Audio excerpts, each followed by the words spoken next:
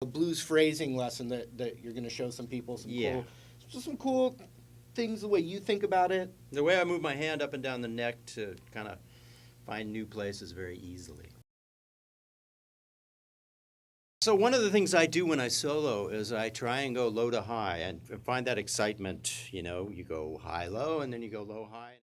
I'm going to take my third finger on the second string, and this is the 8th fret. So I'm going to pick that note, and I'm going to pick the A note on the first string, 5th fret, and then I'm going to do the C note on the first string, which is the 8th fret, and that's the 3rd note, and then I'm going to pull off. It repicks that A note. So that's the phrase. I'm going to do exactly the same thing in a new position. All I do is I slide my third finger up 2 notes. Now I'm in this position. It's exactly the same, except your stretch is 2 frets rather than 3 frets. And we're going to go up to another one. I'm going to slide up to the C note, which is on the 13th fret. I'm going to do exactly the same thing, but this is a bit staggered. 2nd string, 13th fret, 1st string, 10th fret, 1st string, 12th fret. Do your pull off back to this D note on the 10th fret. I'm going to review. Slide up 3 frets to the C note. So the hand position changes a little bit, but it's exactly the same phrase. Just take a while and do these really slowly and memorize them.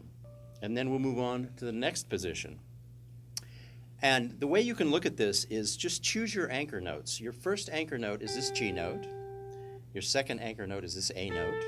Your third anchor note is this C note. And now we're moving on to the 4th anchor note, which is a D note. And I think 12, 13, that's the 15th fret. It's a D note, it's the dot. And we move up to the D note, and this is... So we're staying in the pentatonic A minor blues scale, and that's why I'm making these particular choices of notes. So this phrase, starting on the D note, then you move to the 1st string, 12th fret, that's the E note, and then you strike this high G note, and then you pull off. So it's exactly the same 4-note phrase in all these different positions. So now I'll review all 4 of them.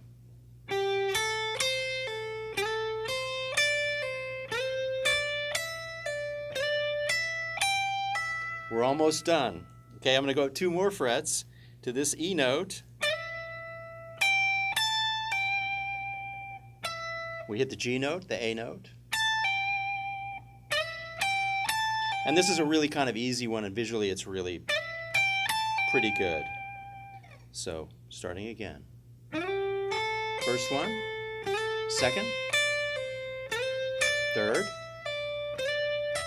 4th, 5th, and now we come back to the beginning, which is home, which is just an octave above.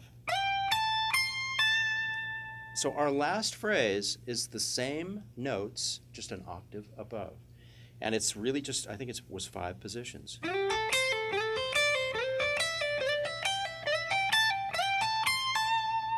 And the idea with this is to make it as smooth as possible.